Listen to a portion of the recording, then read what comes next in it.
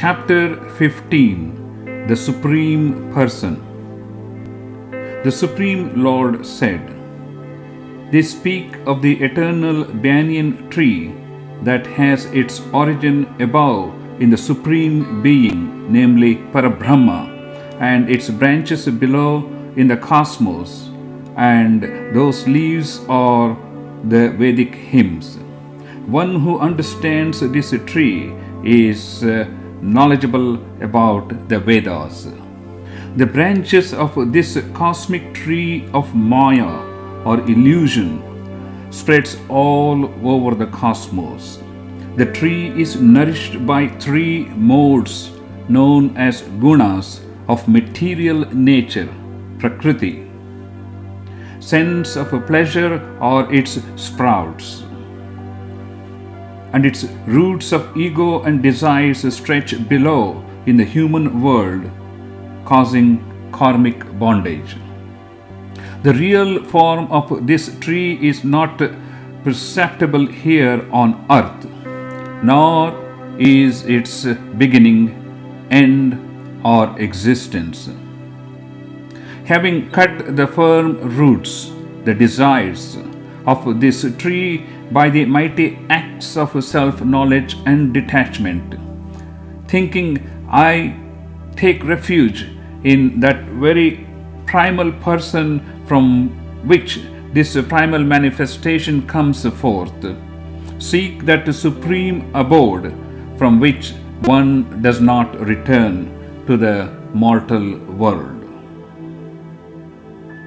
The wise reach that eternal goal who are free from pride and delusion, who have conquered the evil of attachment, who constantly dwell in the Supreme Self with all the lust, namely Kama, completely stilled, and who are free from dualities of pleasure and pain.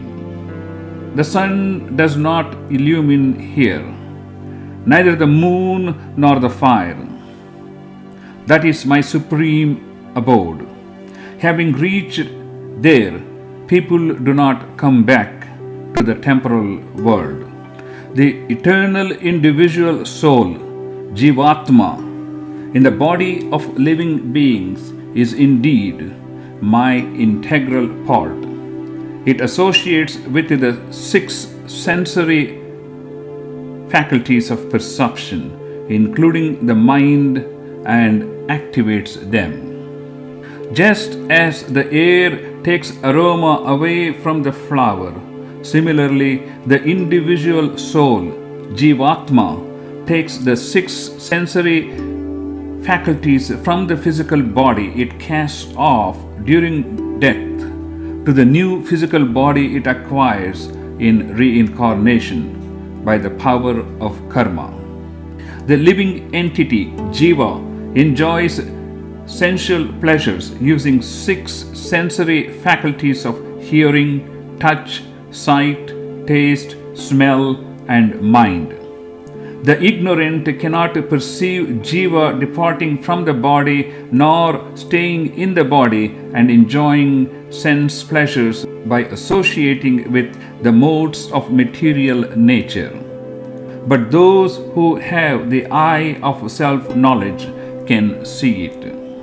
The yogis, striving for perfection, behold the living entity, namely Jiva, abiding in their inner psyche or consciousness. But the ignorant and those whose inner psyche is not pure, even though striving, do not perceive him. Know that light energy to be mine, that comes from the sun and illumines the world and also the moon and fire. Entering the earth, I support all beings with my energy. Becoming the sap-giving moon, I nourish all plants. Becoming the digestive fire, I remain in the body of all living beings. Uniting with the vital breaths, namely prana and apana, I digest all types of food. and I am seated in the inner psyche of all beings. Memory, self-knowledge, and removal of doubts and wrong notions about the eternal being by reasoning or instance, namely samadhi, come from me. I am, in truth, that which is to be known by the study of all the Vedas. I am, indeed, the author of the Vedanta and the knower of the Vedas. There are two entities, Purushas, in the cosmos: the changeable temporal divine being, Kashra Purusha, and the unchangeable eternal being, namely Brahma or Akshara Purusha. All created beings are subjected to change, but the eternal being does not change. There is another supreme personality of the Godhead, beyond both the temporal and the eternal, called the Absolute Reality or Parama Atma, who sustains both the temporal and the eternal by pervading all three planetary spheres or lokas as the eternal Lord, Ishvara.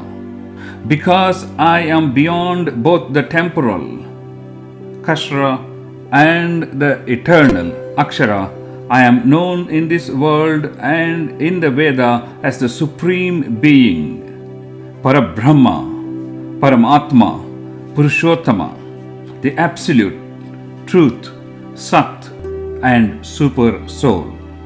The wise who truly understand me as the Supreme Being, Purushottama, know everything and worship me wholeheartedly, O Arjuna. Thus, I have explained this most sacred science of self-knowledge, Taratamaya Vidya, Brahma Vidya, O sinless Arjuna. Having understood this, one becomes enlightened and one's all duties are accomplished, O Arjuna. This ends the 15th chapter named the Supreme Person of the Upanishad of the Bhagavad Gita, the scripture of yoga, dealing with the science of the Absolute in the form of the dialogue between Sri Krishna and Arjuna.